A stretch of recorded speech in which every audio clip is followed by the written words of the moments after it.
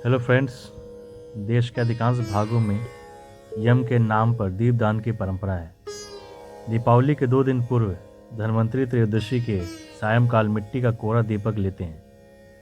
उसमें तिल का तेल डालकर नवीन रुई की बत्ती रखते हैं और फिर उसे प्रकाशित कर दक्षिण की तरफ मुँह करके मृत्यु के देवता यम को समर्पित करते हैं। इसके बाद इसे दरवाजे के बगल में अनाज की ढेरी पर रख देते हैं।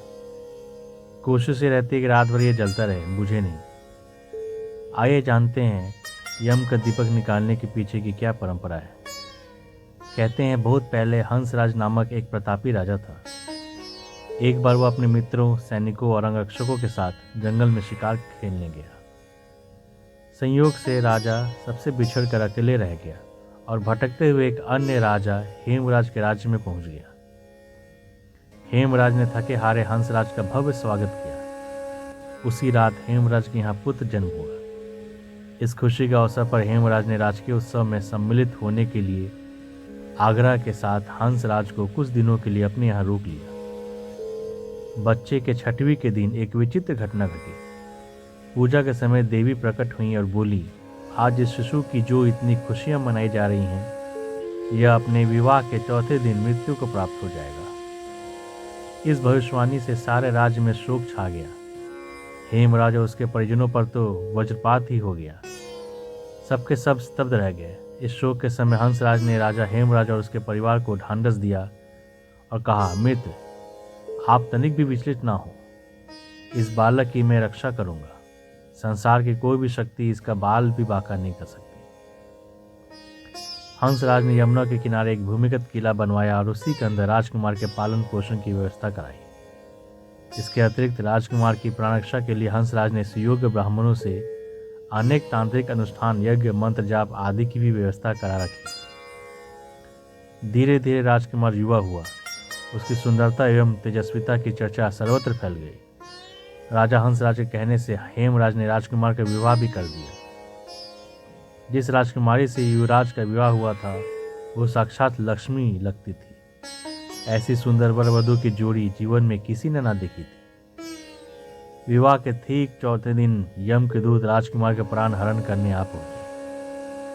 अभी राज्य में मांगलिक समारोह ही चल रहा था। राज परिवार और प्रजाजन खुशियां मनाने में मग्न थे। राजकुमार और राजकुमारी की छवि देखकर यमदूत भी विचलित होते, किंतु राजकुमार के प्राण हरण का अप्रिय कार्य उन्हें करना ही पड़ा। यमदूत जिस समय राजकुमार के प्राण लेकर चले, उस समय ऐसा हाहाकार मचा और दारुण दृश्य उपस्थित हुआ जिससे द्रवित होकर दूत भी स्वयं रोने लगे। इस घटना के कुछ समय पश्चात एक दिन यमराज ने प्रसन्न मुद्रा में अपने दूतों से पूछा, दूतों, तुम सब अनंत काल से पृथ्वी के जीवों का प्राण हरण करते चले आ रहे हो। क्या तुम्हें कभी किसी जीव पर दया आई है और मन में यह विचार उठा है कि इसे छोड़ देना चाहिए? यम के दूत एक दूसरे का मुंह देखने लगे।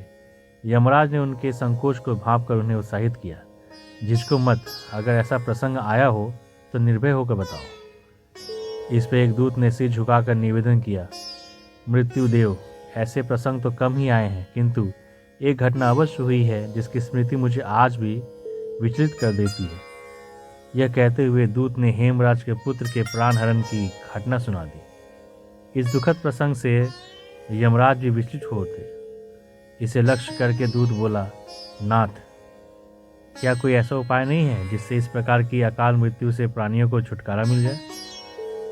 इस पर यमराज ने कहा, जीवन और मृत्यु सृष्टि का अटल नियम है तथा इसे बदला नहीं जा सकता, किंतु धनतेरस को पूरे दिन का व्रत और यमुना में स्नान कर धन्वंतरी और यम का पूजन दर्शन अकाल मृत्यु से बचाव कर सकता है। यदि यह संभव ना हो तो भी संध्या के समय घर के प्रवेश द्वार पर यम के नाम के एक दीपक प्रज्वलित करना चाहिए। इससे असामयिक मृत्यु और रोग से मुक्त जीवन प्राप्त किया जा सकता है। इसके पश्चात से धनतेरस के दिन धन्वंतरी के पूजन और प्रवेश द्वार पर यम दीपक प्रज्वलित करने की परंपरा है।